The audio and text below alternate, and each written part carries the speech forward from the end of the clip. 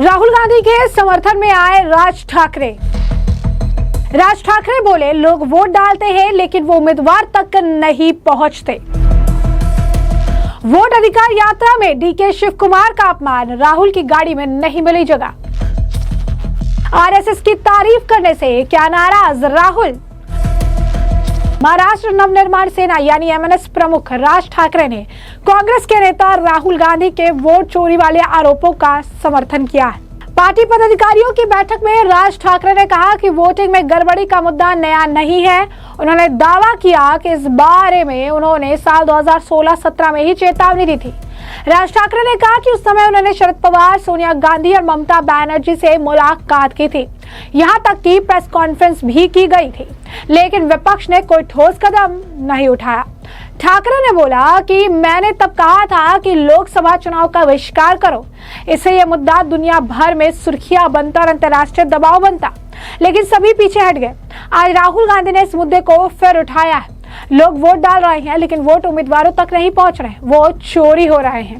MNS प्रमुख ने आगे कहा कि 2014 से अब तक सरकारें इसी चुनावी गड़बड़ी का फायदा उठाकर बनी है।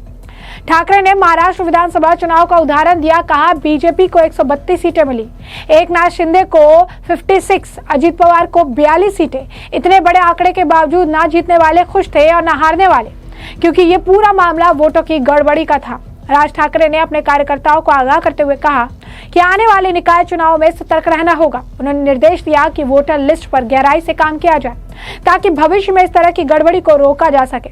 ठाकरे ने हाल ही में चुनाव आयोग की प्रेस कॉन्फ्रेंस का भी जिक्र किया। उन्होंने कहा कि चुनाव आयोग ने राहुल गांधी से हल्फनामा लिखने को कहा, जबकि राहुल विपक्ष के नेता है। उसी समय बीजेपी नेता अनुराग ठाकुर ने भी 6 सीटों पर गड़बड़ी का आरोप लगाया था। यानी अब सत्ता पक्ष और विपक्ष दोनों ही चुनावी धांधली की बात कर रहे हैं, फिर भी चुनाव आयोग चुप है। क्यों? पिछले 10-12 सालों का खेल उजागर हो जाएगा। एमएनएस चीफ ने दो टूक कहा कि अगर वास्तव में चुनावी धांधली को बेनकाब करना है और सत्ता में आना है तो सबसे पहले मतदाता सूची को दुरुस्त करना होगा। जब तक वोटर लिस्ट ठीक नहीं होगी तब तक जीत पाना मुश्किल होगा। वह इस मामले को लेकर यूबीटी के सांसद संजय राउत का बयान सामने आया। उन्होंने कहा कि वोट चोरी का मुद्दा महाराष्ट्र में 8 महीने से हम उसके ऊपर सवाल जवाब कर रहे हैं। यह मुद्दा उद्धव ठाकरे, राज ठाकरे, शरद पवार और कांग्रेस ने उठाया। देवेंद्र फडणवीस की सरकार इस प्रकार की वोट चोरी से ही सत्ता में आई।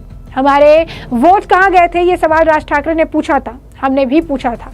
अब ये चोरी का मुद्दा राहुल गांधी ने राष्ट्रीय स्तर पर उठाया है और राष्ट्रीय स्तर पर भी ले जा रहे हैं। क्या कुछ और कहना है संजय राउत का, सुनिए। राज ठाकरे जी ने ये मुद्दा पहले भी उठाया है जब चुनाव के नतीजे आए थे। ये वोट चोरी का मुद्दा महाराष्ट्र में 8 महीने से हम लोग उसके ऊपर सवाल जवाब कर रहे हैं। उद्धव ठाकरे जी ने ये मुद्दा उठाया, राज ठाकरे जी ने उठाया, शरद पवार साहब ने उठाया, कांग्रेस ने उठाया। देवेंद्र फडणवीस की सरकार इस प्रकार के वोट चोरी से ही सत्ता में आई है। हमारे वोट कहाँ गए, ये सवाल राज ठाकरे ने पूछा था। ये सवाल हमने भी पूछा कि हमको जो वोट लोगों ने डाल दिए हैं, लोग कहते हैं वो वोट कहाँ चोरी हो गए। अब ये चोरी का मुद्दा राहुल गांधी जी ने राष्ट्रीय स्तर पर उठाया है और अंतर्राष्ट्रीय स्तर पर जा रहे हैं। किस तरह से नरेंद्र मोदी, अमित शाह लोकतंत्र की हत्या करके सत्ता पर बैठे, जैसे लीबिया में हो गया, इराक में होता है, सीरिया में होता है, अफगानिस्तान में होता है, युगांडा में इदी अमीन ने किया। उसी तरह से नरेंद्र मोदी, अमित शाह हिंदुस्तान में वोट चोरी, लोकतंत्र की हत्या करके सत्ता में बैठे। Thank you. तो जैसे कि हमने संजय राउत का बयान सुना, वह इस मामले को लेकर महाराष्ट्र के मुख्यमंत्री देवेंद्र फडणवीस ने भी प्रतिक्रिया दी और राज ठाकरे पर पलटवार किया। कहा ये अपना दिल बस बहला रहे हैं और अपने कार्यकर्ताओं को बताने की कोशिश कर रहे थे कि वो जो जीत रहे थे उनके हार में कोई साजिश है ताकि कार्यकर्ता बिखर न जाए। जब तक ये अपनी हार का आत्मचिंतन नहीं करेंगे तब तक ये नहीं जीतेंगे। जब तक ये झूठ बोलेंगे और लोगों का अपमान करेंगे तब तक ये नहीं जीत सकते। क्या कुछ कहना है और महाराष्ट्र के मुख्यमंत्री देवेंद्र फडणवीस का, सुनिए। गालिब ने कहा था दिल बहलाने के लिए ख्याल अच्छा है गालिब। बस वही मैं कहना चाहता हूँ, ये अपना दिल बहला रहे हैं और अपने कार्यकर्ताओं को बताने की कोशिश कर रहे हैं कि अपन तो जीत ही रहे थे, अपनी हार में कोई षड्यंत्र है ताकि कार्यकर्ता बिखर न जाए। लेकिन मैं उनको इतना ही कहना चाहता हूं, जब तक अपनी हार का आत्मचिंतन ये नहीं करेंगे तब तक ये नहीं जीतेंगे। लोगों ने मोदी जी को चुनकर दिया है, लोगों ने हमको चुनकर दिया है। जब तक लोगों का अपमान करते रहेंगे और जब तक झूठ बोलते रहेंगे तब तक ये कभी जीत के नहीं आ सकते। तो ऐसे में आपने उनका भी बयान सुना है। इस बीच आपको बता दें कि राहुल के इस वोट अधिकार यात्रा की कुछ तस्वीरें सामने आ रही है, सोशल मीडिया पर वायरल हो रही है, जिसमें कर्नाटक के जो है वरिष्ठ नेता डीके शिव कुमार जो है उनका अपमान देखने के लिए मिल रहा है। जहां पर आपको बता दें कि इस वोट अधिकार जो यात्रा है राहुल गांधी की, इस गाड़ी में राहुल गांधी खुद विराजमान है, उनके साथ जो है तेजस्वी भी विराजमान है। यहाँ तक कि एक नॉर्मल जो कार्यकर्ता है बिहार का, उसे भी उसमें जगह दी गई है। मुकेश सहनी को भी वहां पर जगह मिली है, लेकिन डीके शिव कुमार को उस गाड़ी में जगह नहीं दी गई है। उन्हें पैदल चलने के लिए छोड़ दिया गया है। अब लोग जो है इसे लेकर ये कह रही हैं कि राहुल गांधी ने यहाँ पर उनका अपमान किया है, डीके शिव कुमार का अपमान किया है। अब सोशल मीडिया पर यह तस्वीर वायरल होने के बाद लोग तरह तरह के सवाल दाग रहे हैं। ये कह रहे हैं कि अब आखिर कनाडा के प्राइड को क्या हुआ है। आप सोचिए कि अगर यही काम या यही इसी तरीके का व्यवहार अगर प्रधानमंत्री नरेंद्र मोदी ने किसी का जो है कनाडा के लीडर के साथ किया होता तो किस तरीके का हंगामा होता।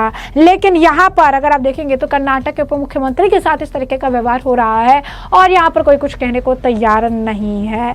उसके बाद आपको बता देंगे जो है यहाँ पर लोग तमाम तरीके के जो है कमेंट कर रहे हैं और ये कह रहे हैं कि जब ऑप्टिक्स जो है इज्जत से ऊपर उठ जाए तो इस तरीके का ही हाल देखने के लिए मिलता है। सिर्फ डीके शिव कुमार नहीं है जिसे साइड लाइन कर दिया गया, ये पूरी तरीके से जो है कन्नड़ जो है स्वाभिमान है उस पर भी ये एक आप कह सकते हैं, कह रहे हैं कि उस पर भी ये दाग है। जिस तरीके से इस रैली को जो है आयोजित किया गया, जिस तरीके से डीके शिव कुमार को पैदल चलने के लिए छोड़ दिया गया है, इससे मैसेज जो है पूरी तरीके से क्लियर है। अब साउथ के लीडर्स को जो है इस पूरे मामले पे अब पार्टी से जवाब मांगना चाहिए। इसके बाद कुछ लोग ये कह रहे हैं कि ये तो देख के ही बहुत ज्यादा झटका लग रहा है कि कैसे कर्नाटक के उप मुख्यमंत्री जो हैं उन्हें एक आम आदमी की तरह चलने के लिए मजबूर करना पड़ रहा है। अगर प्रधानमंत्री नरेंद्र मोदी के आप कह सकते हैं कि किसी रैली में या ऐसी स्थिति देखने के लिए मिलती तो आप देखते कि इस मामले पर कितनी राजनीति हो रही है। ऐसा लग रहा है कि डीके है उसका वर्थ, उनकी जो कीमत है वो राहुल गांधी के सामने बिल्कुल जीरो है, क्योंकि वो जो है सिर्फ और सिर्फ कनाडा के जो प्राइड है